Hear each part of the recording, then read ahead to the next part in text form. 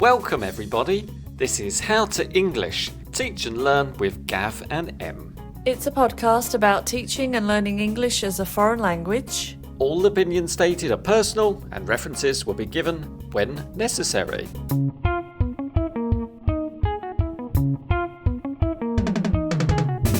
Hi Em. Hi Gav. How you doing? Very, very good, thank you. How are you? I'm fine. Good. And have you had a good month? Yes, so far it's going well. Been a nice March. Yeah, Thank this episode 3 of season 2, is on the topic of bias. you. What is bias, Gav? Well, I'm glad you asked me, Em. Well, I'm glad I asked you too, because I really wasn't ready for you to ask me. And as soon as I started, I thought, oh, he's going to ask me what it means. So I thought I'd ask you first. Well, bias, according to Oxford dictionaries, is the inclination or prejudice for or against one person or group, especially in a way considered to be unfair. Right. Is that how you would describe it? Yeah. How would you explain that in simple English? Well, maybe giving preferential treatment to somebody or deliberately making someone's life more difficult. You mean bias can be positive or negative? Yes. I often mix that one up, actually. I often think bias is always good. Or, like, not good, but I mean, like... Negative. In fact, the opposite. No, I mean, I always think it's about making Good people... bias. Bias meaning positive bias, as in you like things or people more than other things and people. Like, I never think about negative bias very often. So we're going to discuss the topic of bias Yeah. from our own personal point of view, how we maybe teach, some of the topics that come up while we're teaching. I'm not sure what you've got in mind about this topic, so I'm really quite excited to hear your contributions. So I've got a few ideas on bias, maybe in the classroom, maybe bias in the materials we use, perhaps bias from our students. So Yeah. this topic is not only for educators, for teachers, but it's also for the students to think, oh, maybe I have some bias and I need to reflect on that and think, oh, how can I approach this in a more equitable way? Nice word. Yeah, I think you're right about that as well. Reflection is very important. We all know that. Yeah. Well, before we start, I want to introduce the listeners to maybe somebody they already know, because we're going to listen to an educator and speaker who is called Hedreich Nichols. And Hedreich is the host of SmallBites. It's equity strategies for busy people. And you can find Hedreich on YouTube and wherever you listen to your podcasts. The shows are only around 5 minutes long, and they give educators, as Hedreich says, strategies to be more culturally responsible. Yeah, I've heard quite a few. They're amazing. They're very informative. And they give me a lot of things to think about. I really enjoy listening to her. Yeah, me too, exactly. And they're on different topics, so it's really, really interesting. Listen to them all because you get so many different aspects of education that you can reflect on. So totally recommend SmallBites. And what's this one that we're listening to today, Gav? So in this episode, Hedreich will discuss the topics of favouritism and feedback, and also single point rubric grading approaches, as well as using randomisers, which mitigates favouritism and bias in the classroom. So some really, really good tips in this episode. So let's have a listen to it first, and then we can maybe contribute with our own ideas after. Does that sound good? That sounds great. Okay. Let's have a listen. Hello, Gav and Em. This is Hedreich Nichols. I am super excited to be here. I am very self-conscious of the way I talk right now because I'm a North Texas educator and y'all talk so pretty. At any rate, thank you for having me. I am an author, educator, and host of the series called SmallBites, a series that helps educators to be more culturally responsible and responsive educators. I am also the district team lead curriculum writer and ed tech teacher for an IBMYP program in a North Texas public charter. Super excited to be here. Thank you for listening, learning, and doing the work. Hello and welcome to Small Bites, equity strategies for busy people.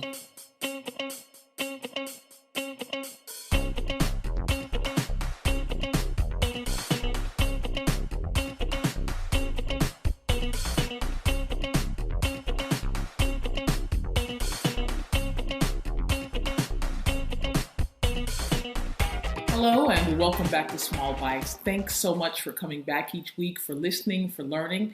And if you like what you're learning here, please share Small Bites with 3 or 4 educators who you know can also profit from the learning. And if you're listening on a podcast, please leave a rating, a 5-star rating, of course, and like and subscribe here on YouTube. So this week I'd like to talk more about teacher favoritism. Are you playing favorites in your class? The answer is unequivocally yes. There is no way not to get around bias. As we talked about last week, you are going to either love some kid because they're just like you, or love some kid because, oh my God, thank God, they're nothing like me, or somewhere in between. So you really want to get in the practice of mitigating bias. Things that you can do are to always use a number picker system. There are lots of apps, and I will definitely link some in the blog, that you can use so that instead of calling people who only those 5 or 6 who raise their hands all the time, or calling kids who you know either will have the answer or who you know don't have the answer. That way it's random. You get a pick of all of your students. You check for understanding from all of your students. If you have larger classes, 25, 30 and more, it's more difficult because it's quicker to go to those 5 or 6 kids who you know are paying attention and are going to have the right answer. But that's not checking understanding for all of your students. So that's something it's important, because othering is not black and white. Othering simply has to do with creating an in-group and an out-group. That's something that's natural. It's something that we do. It's us, it's me and my mommy, and then it's me and my family, and then it's me and family and uncles and aunts.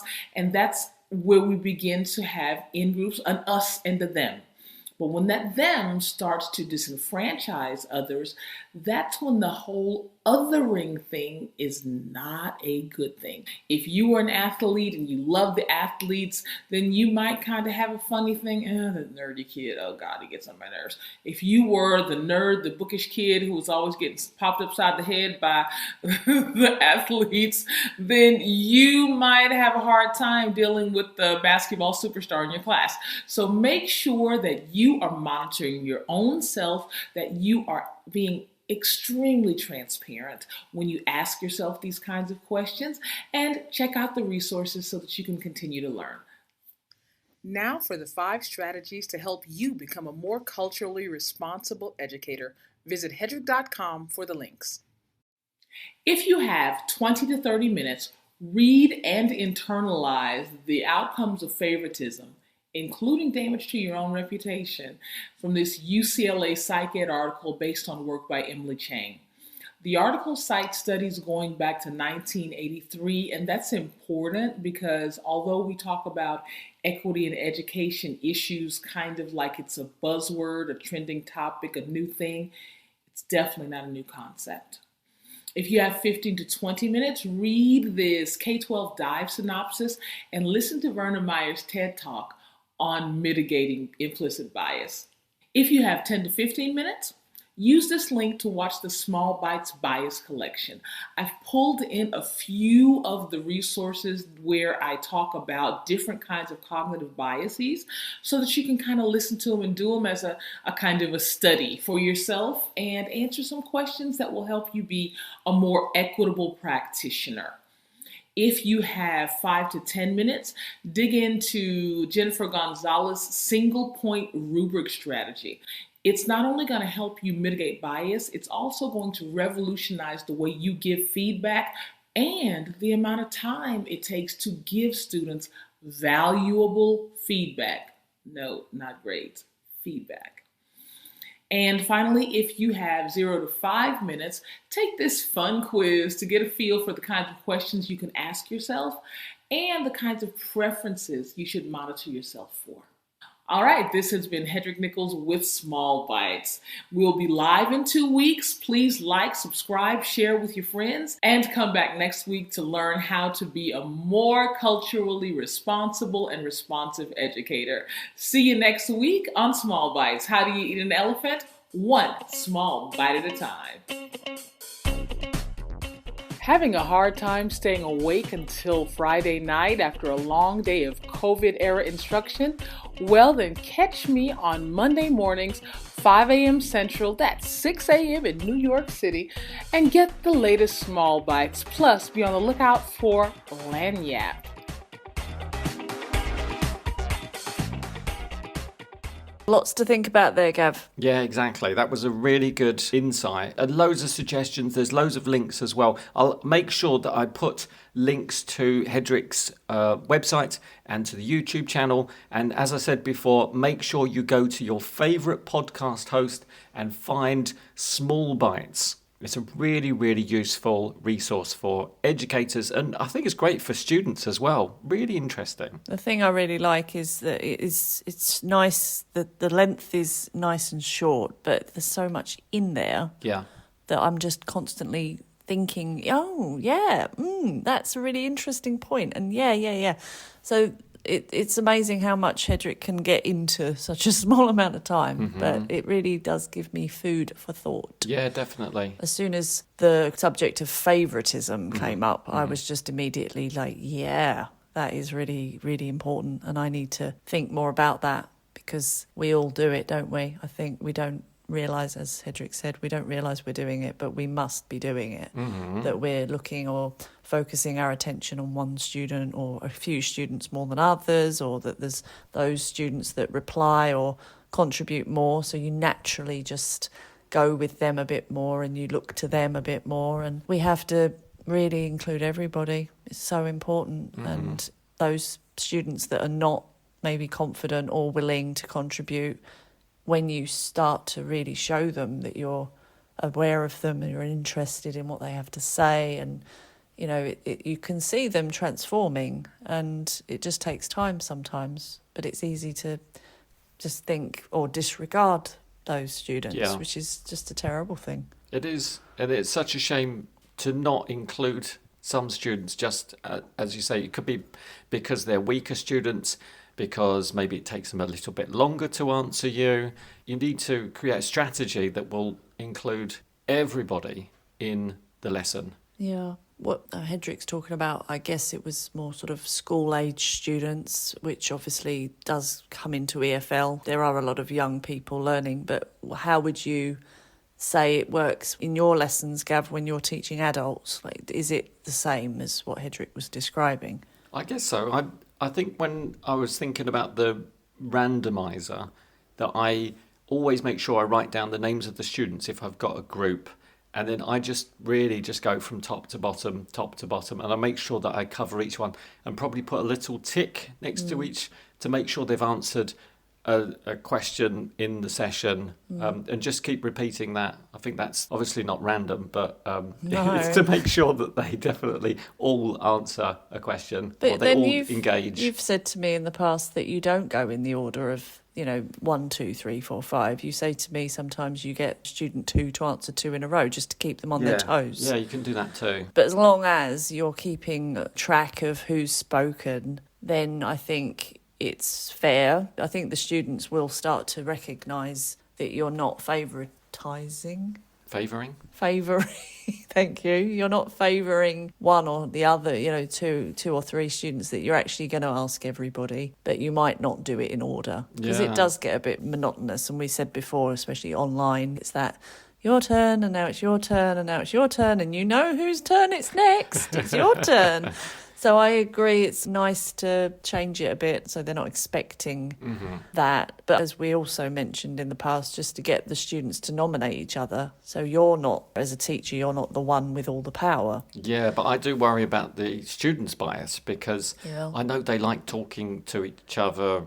I know that they have preferences and they maybe would prefer to speak to one student rather than the other. So the teacher has to be aware of that. Maybe. I think you have to let that happen naturally and then deal with it if it's an issue. As far as my own experience with my students, there is a certain amount of etiquette there. I think that they are aware of the fact everyone should get their turn, and it's not that often that there's someone only asking one question to one student all the time, backwards and forwards, like a game of table tennis, and everybody's just sort of watching these two people.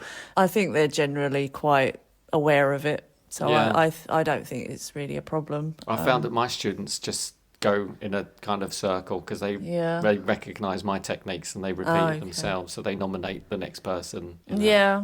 It is a bit false, isn't it? But that is how it is teaching English. I think you have to just go with that. Yeah. Just accept that's the way it is. Maybe. I don't know. You can really mix it up. I like breakout rooms, for example, on Zoom. I think you can have them randomised. I was just reflecting on this idea as well, that we often put weaker students with stronger students. That's positive and negative. Is it? Yeah, because it really benefits the lower level students, I guess, because it pushes them and they'll have maybe some more support from the higher level student. Maybe. But it could be a disadvantage for the higher level student. Well, it could also be a disadvantage for the lower level if the higher level person is dominating and just talking and not letting the other one talk. And it also, if you are this lower level student, you kind of expect the teacher to put you with the higher level student. And if you're the higher level student, you think, oh, I'm going to be stuck with the lower level student. And it's really hard. How can you really randomise these things? I actually don't do that. I think it's nice to put people of similar levels together because they'll have a nice time with each other. Oh, okay. It's about variety. Sometimes sometimes no. But I think that is the key. It's the variety that we need to keep in mind. So I think this sort of randomised asking of questions, I suppose if you want, you could put a dice on the table and ask students to choose a number or whatever and number everybody so that it is random. But I always think statistically there's going to be numbers that come up more than others, and then it's sort of random bias, if that's a thing. Well, it is now. Random bias, I like that. I don't think that works. Do you avoid giving the lower level students more challenging questions? Because you know they're going to fail. Well, it really depends on how long I've been teaching them. I think definitely at the beginning, I like to boost confidence in the slightly weaker or shyer or less capable students. So I just give them the questions I know they know so that they feel confident. But no, as they get further along with me and my course, I don't really mind if they don't know. I think that's part of learning, is to be able to say, I don't know the answer. But do you set them up to fail?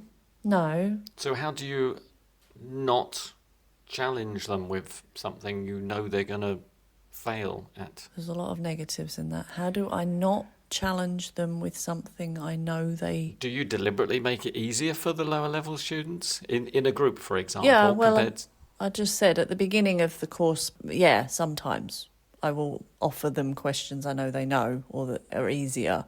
But no, as the course goes along and they get to know me and I get to know them, I don't think there's anything wrong with giving people hard questions because they surprise you. A lot of the time, you don't expect them to get it right or that they're going to know, but then they do know it. Mm-hmm. And then you sort of learn that you shouldn't judge because you have no idea what they know. Don't you agree? Yeah, I think I'm still quite cautious about giving more challenging tasks to a weaker student in the group because I don't want them to be embarrassed if they don't know the answer. I try to be very patient, so I wait as long as I think they're comfortable with trying to give me their answer. But then I'm quite happy to suddenly switch to another student and say, well, do you know this answer? Or can you help with this? Or do you have any ideas?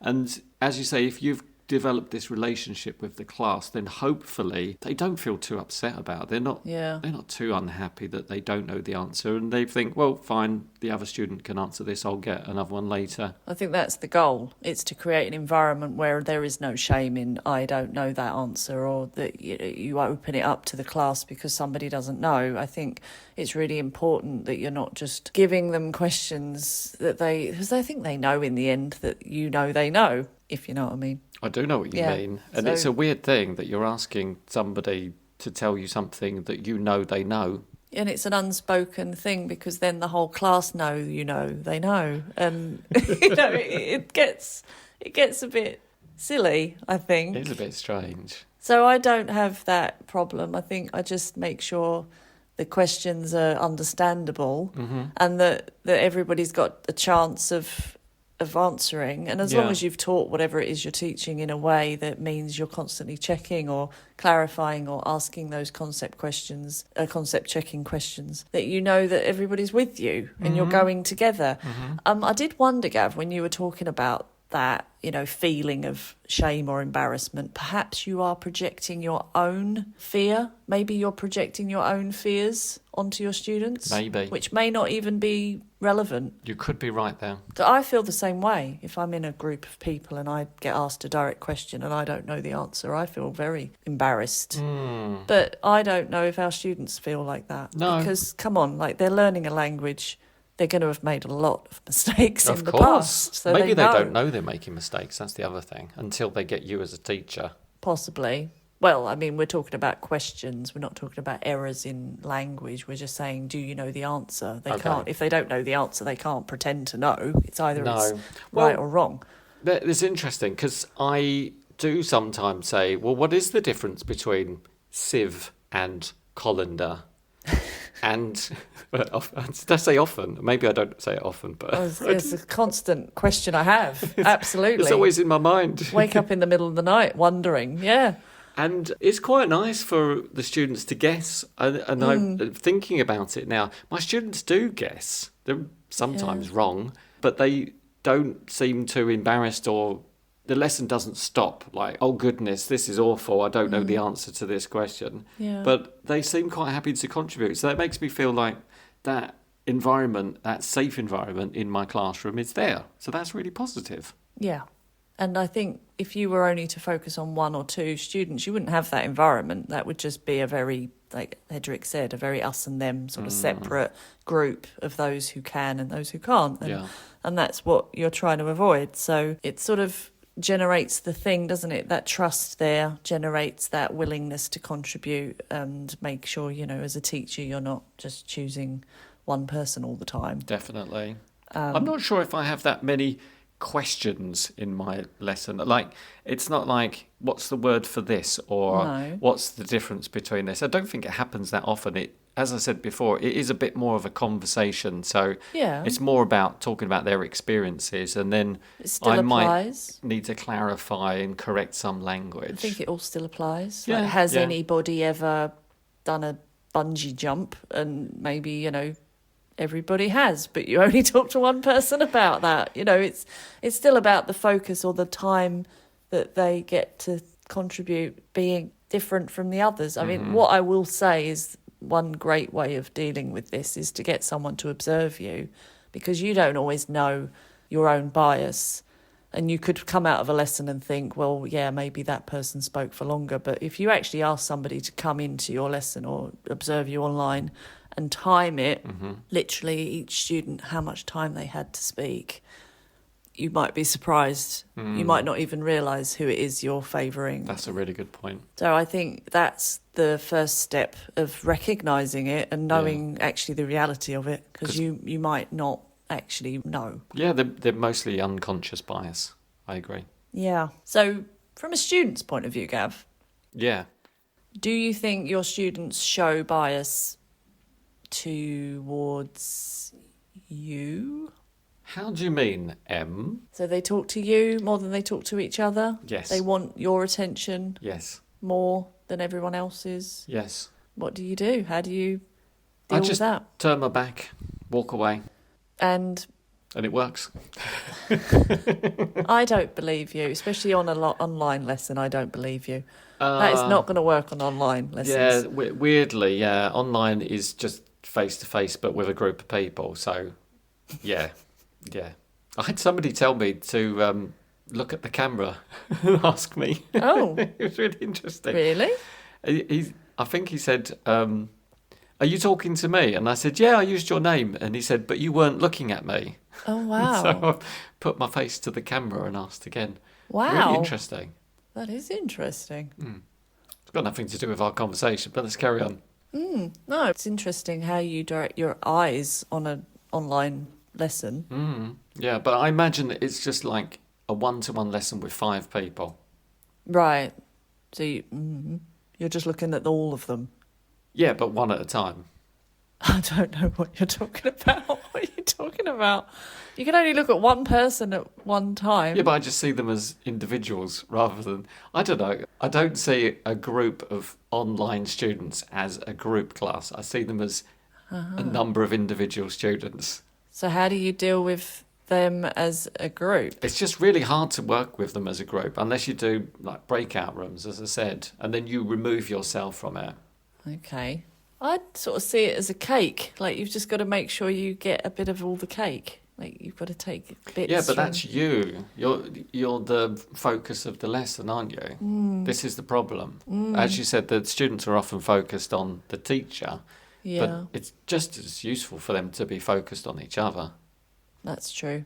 Maybe online is a bit difficult in that way because you are just sat in one place and the teacher can switch off the camera and just say, right, you lot talk together and I'll give you some feedback in 10 minutes. That's interesting. You can do that. You can sort of disappear but still be there in the background.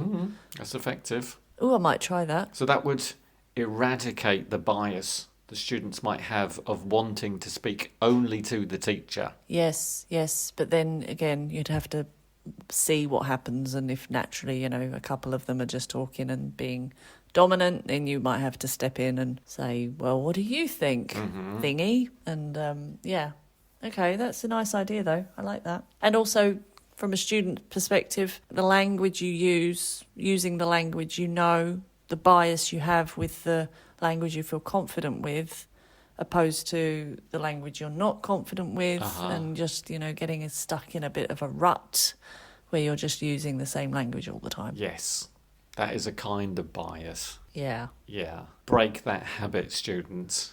That's right. Get out of your comfort zone. That's it.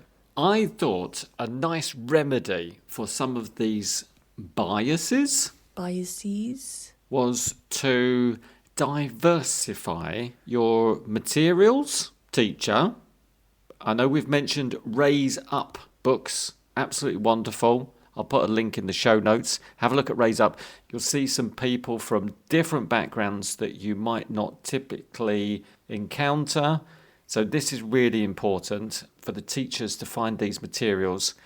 And so you're talking about bias of just looking at things that are relevant to you or influence your life or are similar to your life. Or, okay. So people who look like you, people who do the things you do.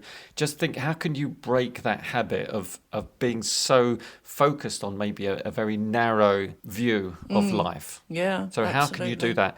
And I think what's really fun is you can watch TV shows about diverse characters. So I often think about when I'm watching a TV show, if I'm listening to a podcast, I have a little checklist in my mind and I think, okay, well, has this show considered people from different backgrounds? Maybe we might think about people with disabilities, maybe trans people, people of colour, people from other countries, younger people, older people. These are different groups of people that we might not encounter or we might not consider. Yeah, exactly. Absolutely right. And I think Hedreich mentioned maybe in a different episode of Small Bites was about just encouraging your students to see things from other people's point of view and to question, their motives. And that's a great exercise for a language lesson. What do you think this person is thinking, or why is this person doing that? Or just see it from their perspective. It's such a little shift in your thought process. But that little shift changes everything. Yeah. If you're just trying to empathise rather than ask yourself why. Like, what would I do? Yeah. Just think, well, why are they doing that? Yeah. And for what reason? And what's their life like? And those things are really important. Yeah. And it's not just about being negative or positive. It's just understanding other people's motives. Why are people reacting in these ways? It's really, really important to understand. So as we've said in the past, it's about choosing your materials carefully and making sure that you're representing other people that are not like you and encouraging the students to do the same. Yeah, exactly. Students, do likewise. Have a look around. Don't just have that narrow view of life. Life is wonderfully diverse and interesting and fascinating. There's a myriad of different ways to look at life, and Why wouldn't you want to look at Absolutely. it from a different perspective? yeah, totally agree. Fine. Are you sure that we've talked about everything we were going to talk about? Well, as I say every week, no, of course not. There's probably loads of things we haven't talked about, but that probably will be enough for today. That will do. Okay. Reflect on this. Yeah, okay. That's the thought for the day, everybody. Reflect on this. Yeah. And definitely go and check out Small Bites. Absolutely amazing. As I say, on YouTube or the podcast, you can find the links in the show notes. And thank you again to Hedreich for letting us add her show to ours. It's been really brilliant. Thank you so much. Thanks, Hedreich. Okay, Gav, I will see you next month. I will see you next month. Have a good one. Yeah, see ya. Ciao.